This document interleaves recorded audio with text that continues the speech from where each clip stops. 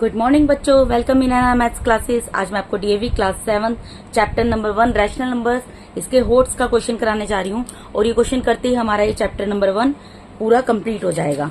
तो चलिए अब हम अपने क्वेश्चन को पढ़ते हैं। क्वेश्चन में क्या बोल रहे हैं बेटा, यहाँ बोल रहे हैं the points P, Q, R, S, T, U, A and B are on the number line representing integers. ये जो जितने पॉइंट्स है ना P, Q, R, S, T, U, A and B, ये सब पॉइंट्स नंबर लाइन के ऊपर हैं और ये किसको दर्शाते हैं? इंटीजर्स को दर्शाते हैं, रिप्रेजेंट करते हैं इंटीजर्स को सच दैट, इस तरीके से कि TR is equals to RS is equals to SU and AP is equals to PQ is equals to QB। तो आपको क्या करना है? Locate and write the rational numbers. आपको basically represented by points P, Q, R and S। ये जो P, Q, R, S है ये किन किन रैशनल नंबर्स को रिप्रेजेंट करेंगे? ये पॉइंट्स आपको वो रैशनल नंबर्स बताने हैं बेसिकली। ठीक है, तो ये कैसे करेंगे क्वेश्चन देखिए।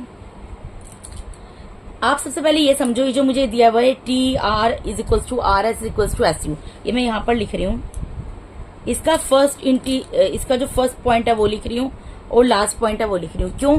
क्योंकि T के बाद R आ रहा है, यहाँ पर इज इक्वल्स टू R आ रहा है, R के बाद S आ रहा है, इज इक्वल्स टू S आ रहा है, S के बाद U आ रहा है। तो बेसिकली ये सब पॉइंट कहाँ लाई कर रहे हैं? R, S, ये किसके बीच में है? ये बेसिकली T और U के बीच में है ना, T एंड U, ये दो पॉइंट्स है। ठीक है बेटा, इनके बीच में कौन से पॉइंट लाई कर रही हैं? T के बाद क्या? R, तो T के बाद यानी कि R आएगा और R के बाद क्या है? S, यानी R के बाद S आएगा, S के बाद तो सीधा U ही है ना। यही तो दिया है, TR is equals to RS is equals to SU, यही दिया हुआ है ना। तो यानी कि T और U के बीच में कितने पॉइंट्स लाई कर रहे हैं? दो पॉइंट लाई कर रहे हैं। वो पॉइंट्स कौन से? R and S। तो यहाँ पर देखिए T कहाँ पर है? ये रहा। और U कहाँ है? ये रहा। अब लेकिन आपको एक चीज समझनी होगी कि T यहाँ पर मैंने लिखा है लेफ्ट हैंड साइड में, T यहाँ मैंने लेफ्ट हैंड साइड में लिखा है और हमारे नंबर लाइन के ऊपर ये राइट हैंड साइड में आ रहा है। यानी कि इसके राइट, इसका मतलब ये नहीं है कि मैं इसके राइट हैंड साइड में R और S बना दूंगी, नहीं। T और U के बीच में T और U के बीच में पॉइंट्स लाई कर रहे हैं ना, और T इधर राइट में है लेकिन इधर तो लेफ्ट में है, तो T के लेफ्ट में आएगा ये पॉइंट। कौन सा? R पॉइंट और S पॉइंट। ठीक है, ये कौन सा पॉइंट आ जाएगा? R पॉइंट आ जाएगा और ये कौन सा पॉइंट आ जाएगा बेटा? S पॉइंट आ जाएगा। ठीक है, इसी तरीके से यहाँ पर क्या दिया हुआ है आपको?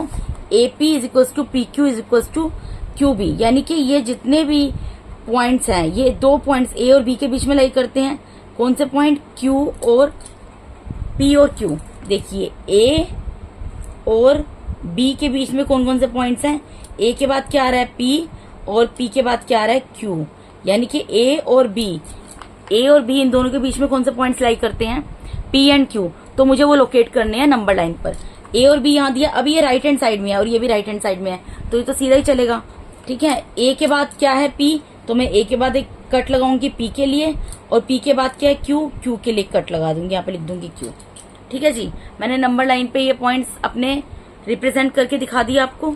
ठीक है, अब आपको क्या देखना है? अब आपको ये चीज देखनी है बेटा कि मैंने आपको बताया हुआ है कि इसके, अब देखिए 2 और 3 के बीच में कितने कट हैं? 2, यानी कि 1 और 2 के बीच में भी 2 कट होंगे, 0 और 1 के बीच में भी 2 कट होंगे, -1 और 0 के बीच में भी 2 कट होंगे। अगर इन दोनों के बीच में 2 कट, मतलब जहां तक 2 कट थे ना, जैसे 2 और 3 के बीच में 2 कट आ रहे थे और -2 और -1 के बीच में 2 कट आ रहे थे, तो मैंने सबके बीच में 2 कट लगा दिए। अब आपको क्या समझना है? आपको ये समझना है कि आपको ये देखना है 0 यहाँ पर है और 1 यहाँ पर है, तो 0 से लेकर 1 तक जाने के लिए कितनी बार जंप किया है? 1 time, 2 time, 3 time. 3 time jump किया ना। इसका मतलब क्या निकलता है? इसका मतलब ये निकलता है बेटा कि इन सब का डिनोमिनेटर क्या है? 3 है, तो मैं इन सब का डिनोमिनेटर 3 लिख सकती हूँ ना। मैंने इसका डिनोमिनेटर भी 3 लिख दिया। अब मैं अगर इतना लिखूंगी तो आप कंफ्यूज हो जाएंगे। आप बस ये समझो कि इसके बीच में कितना स्पेस आ रहा है? इसके बीच में 1 2 3 स्पेस आ रहे हैं ना, और 3 बार जंप किया तो 3 स्पेस आ रहे हैं, यानी कि डिनोमिनेटर हमारा क्या हो जाएगा? 3 हो जाएगा। पहले सबसे मुझे किसकी वैल्यू निकालनी है?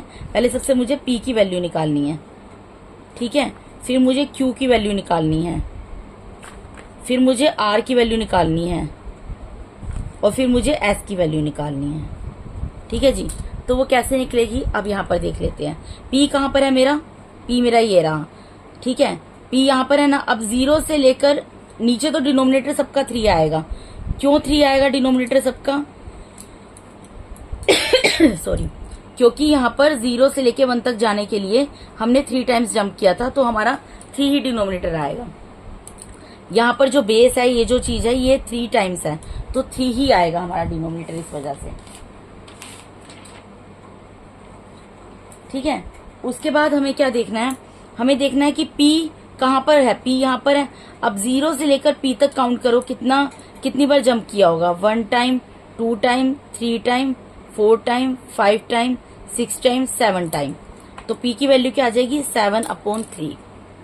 उसके बाद Q तक जाने के लिए कितनी बार जंप किया, Q कहाँ है, P से 1 नंबर आगे तो है, तो P 7 में 1 जोड़ देंगे, कितना आ जाएगा, 8। Q की वैल्यू आ जाएगी 8/3। अब R की वैल्यू क्या आएगी, 0 से, चलो अब ये माइनस इंटीजर आएंगे यहाँ पर, 0 से यहाँ पर 1, 2, 3, 4, तो -4 आ जाएगा। 0 से 4 टाइम हम लेफ्ट की तरफ मूव करेंगे, 4 टाइम्स जंप लेंगे लेफ्ट की तरफ, तब हम R तक पहुंचते हैं। और लेफ्ट हैंड साइड में हमें पता है नेगेटिव इंटीजर्स होते हैं, इसलिए मैंने यहाँ -4 लिखा है। अब S कहाँ है, S R से 1 जंप और आगे है, तो -4 है, तो यानी कि कितनी जंप आगे है, -5 आगे है।